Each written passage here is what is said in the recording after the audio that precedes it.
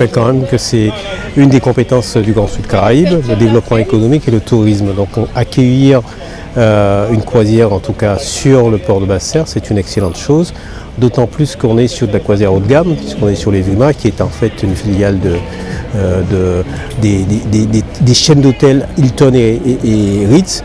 Donc effectivement, on a une clientèle qui est très très haut de gamme, à fort moyen, fort pouvoir d'achat, et donc c'est très intéressant pour le Sud Basse-Terre, puisque comme je dis, ce territoire-là est riche en patrimoine culturel, riche en patrimoine immatériel, riche en sites naturels, et donc il faut qu'effectivement qu'on profite de cette nouvelle clientèle qui vient chez nous, s'orienter sur le tourisme haut de gamme, parce qu'effectivement notre territoire, si on veut le développer, l'idée c'est pas d'avoir de la quantité, mais d'avoir en tout cas des clients, des touristes qui ont un pouvoir d'achat pour pouvoir laisser des devises sur nos territoires.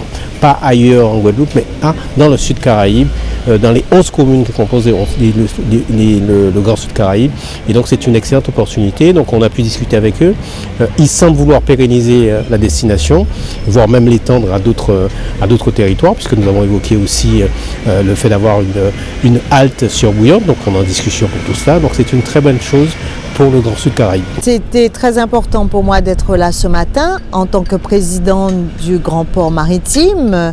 C'est vrai que j'étais à l'escale inaugurale de Pointe-à-Pitre pour le MSC, mais ici à Basse-Terre, je me suis battue il y a 10 ans pour que la vocation croisiériste du port de Basse-Terre soit inscrite dans la stratégie nationale portuaire.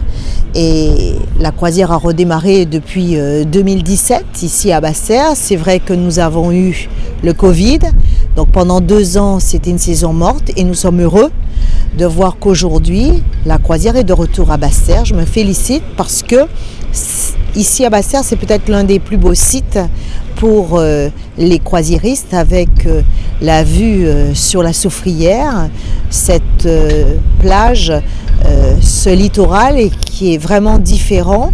Et je pense qu'il est important qu'on puisse effectivement améliorer l'offre touristique pour qu'effectivement des navires comme ceux-là, qui sont complètement différents de ces grands paquebots qu'on accueille à Pointe-à-Pitre, ici on a une clientèle différente qui nécessite qu'on puisse vraiment regarder de près la qualité de l'offre touristique. En tant que ville, parce que ça nous manquait la croisière.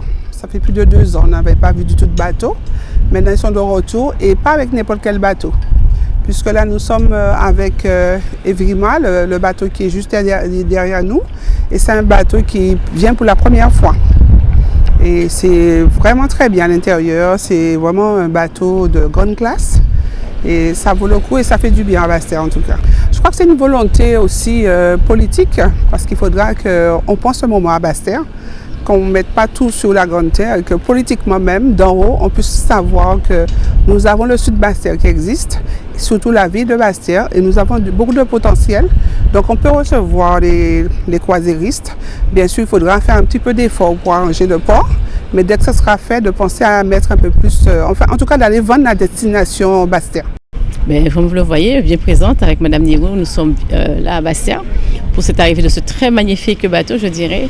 Nous avons fait dimanche l'ouverture à Pointe-à-Pitre et je pense aujourd'hui c'est important que les bateaux reviennent, que la croisière revienne, parce que nous avons vraiment souffert pendant 2 ans. Donc aujourd'hui c'est avec plaisir que nous sommes là et puis nous allons continuer à accompagner non seulement la ville de Basse-Terre, le Sud Basse-Terre, mais surtout aussi tout ce qui travaille, qui gravite autour du tourisme. C'est ça le rôle du CTJ. Payer un tel bateau comme ceux-là, parce qu'il y a 200 personnes, et c'est des croisiéristes qui ont un haut pouvoir d'achat. Aujourd'hui, je pense à l'arrivée comme ça, nous devons avoir des distilleries, nous devons avoir une offre intéressante à leur offrir, parce qu'aujourd'hui, c'est bien ce qu'on a, mais il faudrait mettre plus, par exemple, du boudin, par exemple, appeler Madame Youyut qui fait de glace. Il faut avoir des choses de qualité pour proposer à ce genre de touristes qui arrivent ici. Disons que je n'ai pas été impressionné, mais disons qu'on voit quand même que c'est un bateau où il y a une clientèle à très fort pouvoir d'achat. Je veux dire, on est dans du luxe et donc ça se ressent de toute façon. Quand on fait la visite, on voit que on est sur un niveau de qualification, en tout cas de qualité, qui correspond à la qualité qu'on retrouve dans les l'hôtel Ritz et Carlton. Parce que c'est ce qu'ils recherchent.